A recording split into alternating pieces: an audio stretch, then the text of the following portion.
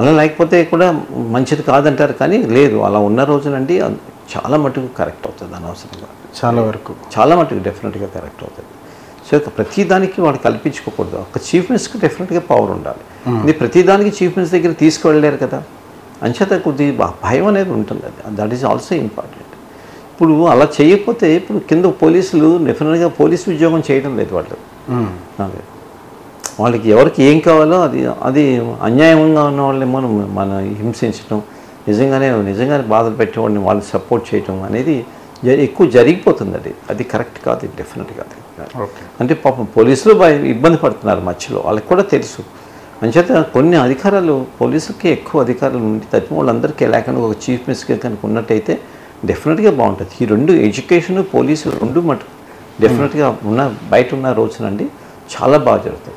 ఇప్పుడు last time మన ఎడ్యుకేషన్లో కమిషనర్ లాస్ట్ టైం చూడండి 10th ఎగ్జామినేషన్స్కి చాలా తక్కువ మంది పాస్ అయ్యారు.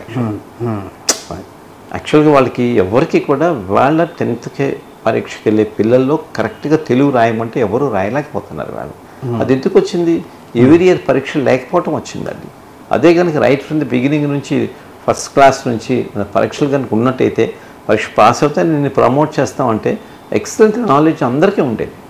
ఇప్పుడు ఒకసారి 5th, ఒకసారి 3rd ఫార్మ్, ఒకసారి మళ్ళీ 10th అంటే వాళ్ళకి ఎందుకు ఏం చదవపైన మార్కులు వచ్చేస్తున్నాయి, పాస్ అయిపోతున్నారు, వెళ్ళిపోతున్నారు. కాబట్టి అది కాదు. ఎవ్రీ ఇయర్ కనుక ఉన్నట్టయితే ఎడ్యుకేషన్ 100% బాగుపడిపోతుంది.